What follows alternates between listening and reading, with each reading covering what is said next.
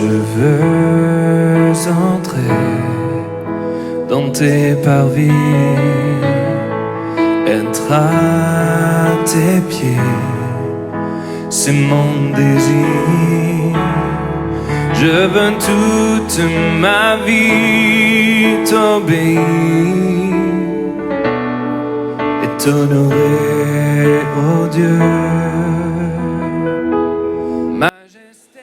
Ce matin donc, par la grâce de Dieu, nous voulons continuer dans la suite de notre programme. Et par la grâce de Dieu, et nos âmes dans sa parole. Nous ne pouvons pas oublier de saluer nos très chers téléspectateurs qui suivent nos messages vidéo par YouTube. Pour continuer à vous dire, bien aimés, que ce temps que vous disposez à Dieu, c'est un temps gagné. Alléluia. Parce que Dieu s'en sert pour accomplir dans vos vies son plan qu'il a conçu depuis l'éternité. Et ces 5 minutes que vous disposez à suivre ces messages ne sont donc pas perdues, mais c'est plutôt un gain de temps. Alléluia. Depuis 2 dimanches, nous avons comme édifié sur le thème des bénédictions attachées à l'obéissance. Et nous avons vu que le désir de Dieu, c'est de bénir l'être humain. Alléluia. Telle est sa volonté. Mais pour que cette bénédiction puisse être effective, dans la Bible, il a ainsi établi les principes par lesquels cette bénédiction devait être effective dans la vie de l'être humain. Ainsi, l'obéissance est cette porte par laquelle Dieu passe pour apporter sa bénédiction de manière effective dans la vie de l'être humain. Ainsi, nous avons pu voir que toutes les bénédictions dont Dieu a promis à l'être humain sont conditionnées par l'obéissance. Sans obéissance, nous ne pourrons pas espérer avoir une certaine particularité de bénédiction.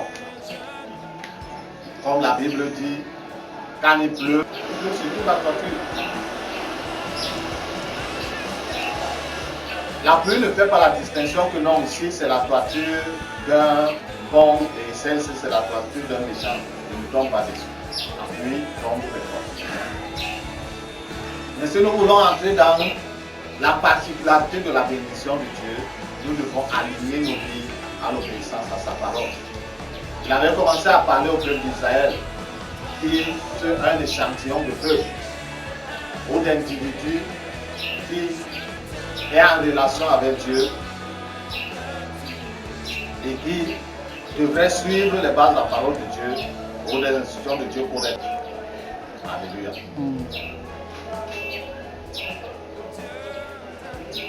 Nous devons également comprendre que même l'adversaire de Dieu bénit Salomon ceux qui lui sont obéissants. Alléluia. Amen. Par contre, lui, il est désobéissant et rebelle à Dieu. Mais pour ceux qui lui sont obéissants, dans son côté, c'est cela qui bénit. Nous voyons à quel niveau l'obéissance est importante. Lui qui est rebelle, il est désobéissant. Mais tout de même, pour ceux qui lui sont obéissants dans la rébellion, il est béni. À combien plus forte raison qui est l'obéissance elle-même. Alléluia. Et qui nous invite à l'obéissance afin que ce qu'il a en réserve pour nous, il puisse le matérialiser dans nos vies.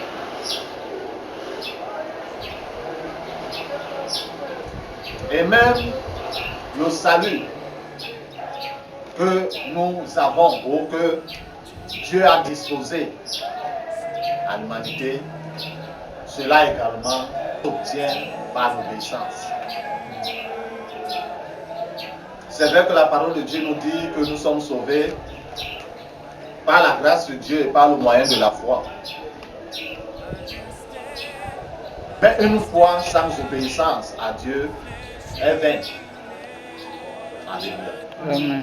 C'est comme quelqu'un peut avoir un téléphone, dernier cri, et avec toutes les options données, mais il n'a pas la carte SIM. Ce téléphone ne lui sert de rien. Et sans la carte SIM, il ne peut communiquer avec personne. De la même manière, la foi qui nous amène au salut à cause de l'œuvre que le Seigneur Jésus-Christ a accomplie sur la croix, ce salut ne devient effectif que si nous sommes obéissants à la parole de Dieu. Amen. Amen. Et dans le livre de Romains au chapitre 6, à partir du verset 16, verset 18, Romains chapitre 6, à partir du verset 16 jusqu'au verset 18, il dit dans ma version, ne savez-vous pas que si vous vous livrez à quelqu'un comme esclave pour lui obéir, vous êtes les esclaves du maître à qui vous obéissez, pas du péché qui conduit à la mort, soit de l'obéissance qui conduit à la justice. Mais que Dieu soit remercié, alors que vous étiez esclaves du péché, vous avez obéi au cœur au modèle d'enseignement auquel vous avez été confiés. Et une fois libérés du péché, vous êtes devenus esclaves de la justice. Amen. Nous étions esclaves d'un maître à qui nous obéissions, parce que marchant dans la rébellion et dans la désobéissance à Dieu, nous sommes soumis à lui, qu'on soit conscient de cela ou inconscient, que ce soit une désobéissance volontaire ou involontaire à Dieu. Cet état de choses ou cette condition de vie, l'esclavage du diable. Pour comprendre que tout qu'on fait, si nous désobéissons à Dieu, nous serons en train de à quelqu'un quelque part. En effet, à l'adversaire de Dieu. Parce que ce qu'il prône, c'est la désobéissance à Dieu, la rébellion à Dieu. Donc celui qui désobéit à Dieu est en train d'obéir à cet opposant. Et lorsqu'on entend le message de l'évangile et qu'on se dispose désormais à l'obéissance à Dieu, alors Dieu nous sort de son esclavage pour nous donner la liberté. Afin que nous puissions marcher avec lui dans l'obéissance et dans la liberté. L'obéissance à Dieu nous donne la liberté par rapport à l'adversaire. Parce qu'en effet, il n'aura pas entre ses mains des chefs d'accusation contre nous. Son dossier d'accusation contre nous sera quoi? Vide. Et en matière de droit, si tu n'as pas les preuves de ton accusation, en effet, ton accusation sera que ce soit de manière ou en direct lorsqu'on parle dans un palais de justice, ou que ce soit au travers des mises en scène télévisées, lorsqu'un avocat se place soit pour défendre son client, soit pour accuser l'autre. Lorsqu'il parle, et qu'il n'a pas de preuves pour soutenir ce qu'il est en train de dire. Jusqu'à là va dire que tout ce qu'il a dit, présenté, est sans fondement. Et plaidoyer n'aura pas de fondement. On ne sera pas retenu. Il en est ainsi lorsque nous nous mettons à obéir à Dieu au travers de sa parole. Ainsi, nous pouvons marcher la tête haute et libre par rapport à notre adversaire. Pourquoi? Parce que nous avons obéi au message qui était adressé. Si nous pouvons comprendre qu'il ne suffit pas seulement de la foi. La foi, c'est vrai, elle est le moyen par lequel nous entrons en contact avec Dieu. Mais sans l'obéissance, qui est comme l'huile dans le moteur, ce moteur va à un certain moment, parce qu'il n'y a pas d'huile à l'intérieur. C'est pourquoi Dieu a conditionné toutes ces bénédictions. Je disais l'autre fois que nous ne devons pas seulement obéir à Dieu parce que nous voulons la bénédiction. Mais notre obéissance à Dieu doit être une obéissance motivée par l'amour. Tout comme aimé, nous nous disposons à répondre à cet amour au travers de notre obéissance. Et c'est dans ce chemin-là, ou dans cette discipline-là, que sa bénédiction va nous suivre. Car quand nous nous efforçons de nos jours à chercher la bénédiction par tous les moyens, sans obéissance, et on se met même à, comment dire, à fabriquer les slogans pour, soi-disant, mettre les gens sous la bénédiction.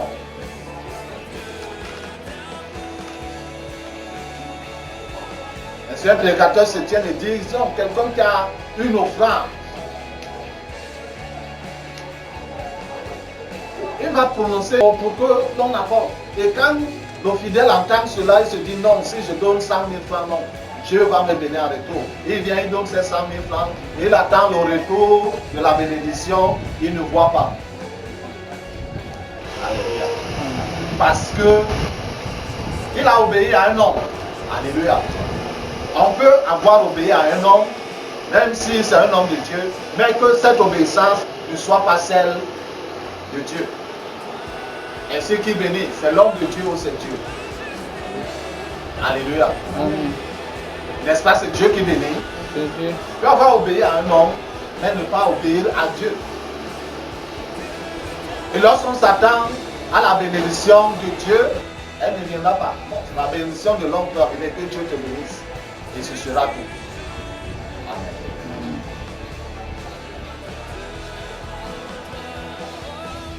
La Bible nous fait également comprendre dans nos livres, l'Épître aux Hébreux, au chapitre 5, à partir du verset 7 jusqu'à 9, il nous est dit, dans ma version, pendant sa vie terrestre, il s'est présenté avec de grands cris et avec larmes, des prières et des supplications à celui qui pouvait le sauver de la mort. Et il a été exaucé à cause de sa piété.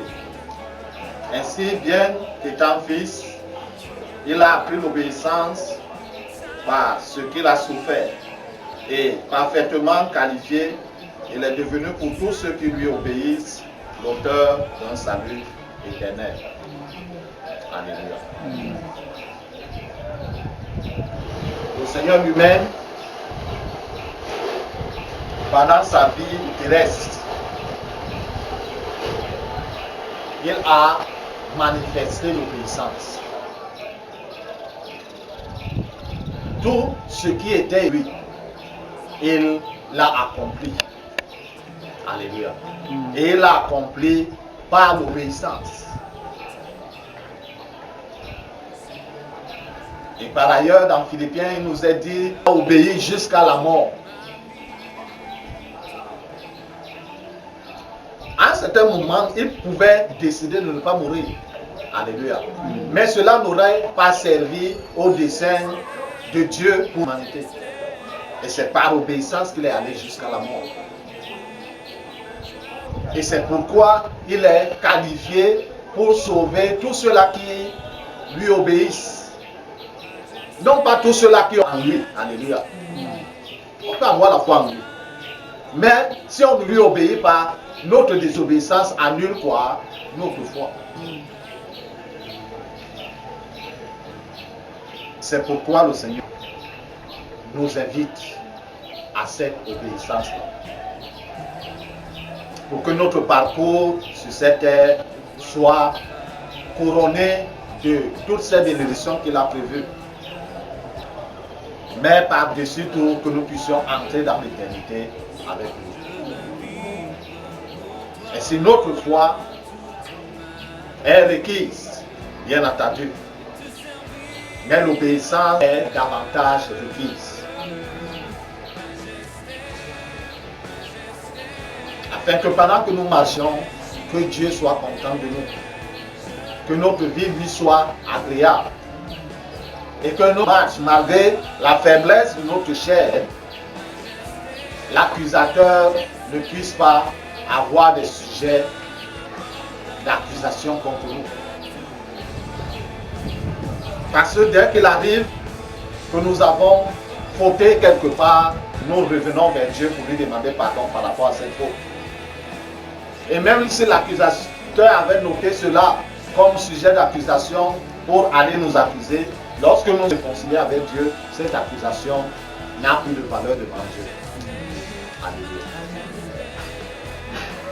C'est sans obéissance, la bénédiction de Dieu que nous recherchons tant ne nous suivra pas. Nous allons courir après elle, c'est vrai, nous allons donner même les semences de n'importe quoi, mais nous ne verrons pas le retour sans l'obéissance à la parole de Dieu. Nous allons même faire tous les sacrifices du monde, mais sans cette obéissance à la parole de Dieu, nous ne verrons pas le résultat. Par contre, Dieu veut nous bénir. C'est sûr. Puisqu'il nous connaît mieux que nous-mêmes, puisqu'il connaît nos situations mieux que nous-mêmes, il désire apporter son intervention dans chaque aspect de nos vies. Mais il faudrait que nous puissions nous donner cet accès. Et l'accès à Dieu dans nos vies, c'est vrai, ce n'est pas la foi, puisqu'il n'est pas un être physique, visible. Nous devons nous relier à lui par la foi, mais pour que cette foi puisse être effective, puisse être arrosée, c'est l'obéissance. Alléluia. C'est alors que nos vies seront effectivement bénies et nous serons également une bénédiction pour ceux-là qui sont tout autour de nous. Amen. Le Seigneur bénisse sa sainte parole dans nos cœurs, mais surtout que nous puissions la garder et la mettre en pratique. C'est ça l'essentiel. Alléluia. Seigneur Père éternel, Jésus-Christ Nazareth, je lève ma voix, ô Dieu, pour cette personne, ô Seigneur, que ce soit un homme, que ce soit une femme, ô Dieu, ô Père éternel, notre roi, que ce soit un vieillard, ô Père éternel, que ce soit, Seigneur des Seigneurs, un jeune, que ce soit un adolescent, ô Père éternel, qui se disposera à suivre ce message vidéo. Père éternel, que ce temps que la personne aura disposé soit un temps, ô Père éternel, notre Dieu en tes mains, à lequel tu visiteras la personne, Seigneur. Au-delà même de ses attentes, au-delà de ses estimations, mais selon tes perfections divines, Père éternel. Toi qui connais la situation de chaque être humain. Mais pour celui-là qui se sera disposé, Seigneur, que ta main toute puissante s'étende et touche sa vie. Ô Dieu tout-puissant, au nom de Jésus-Christ Nazareth. Que tes saints archanges éternels, Seigneur, notre Dieu, se déploie pour secourir sa vie dans les situations, Seigneur, que la personne traverse. À la louange et à la gloire de ton Seigneur.